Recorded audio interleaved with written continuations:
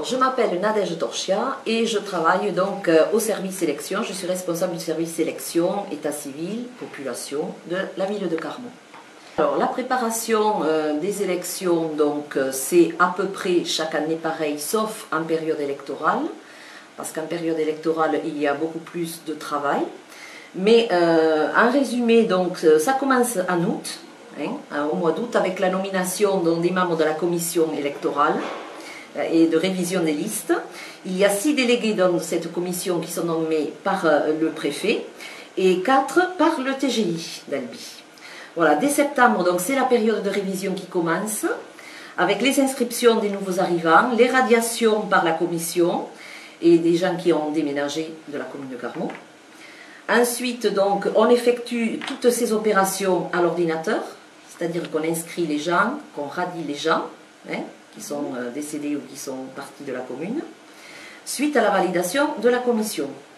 Au 31 décembre, c'est l'arrêt des inscriptions des nouveaux arrivants. On n'inscrit plus à partir du 31 décembre minuit. Les personnes peuvent se présenter physiquement donc, au service des élections ou envoyer leur inscription par mail. Au 10 janvier, donc, il y a eu la réunion de la commission électorale pour valider les inscrits que l'on a pris durant de septembre à décembre et pour donc enlever les radiés. Au 28 février, c'est la transmission à la préfecture des tableaux rectificatifs et des listes et de la liste générale électorale avec donc les nouveaux et les radiés. Donc ça s'appelle le traitement de clôture. En période électorale comme cette année, donc il y a le tableau des 5 jours. Qu'est-ce que ça veut dire? C'est-à-dire qu'on attend donc 5 jours avant le dimanche 23 mars, puisque c'est le premier tour des municipales. On arrête donc le chiffre exact des électeurs. Tous les décès qui se seront produits durant cette période. Et c'est de là que découle le chiffre exact donc, du nombre d'électeurs.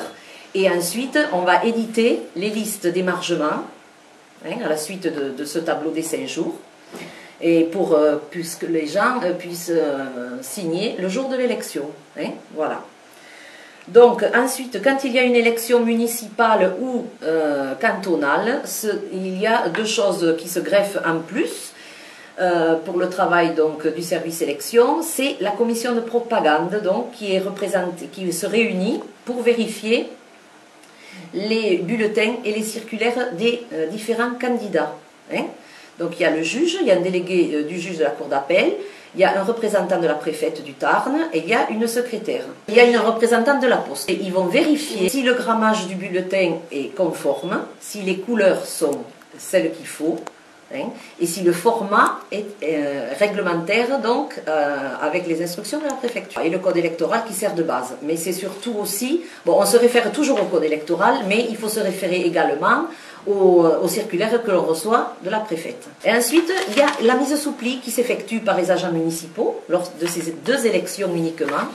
La mise sous pli, qu'est-ce que c'est? Donc, nous éditons des étiquettes comme ça, donc avec le nom de l'électeur.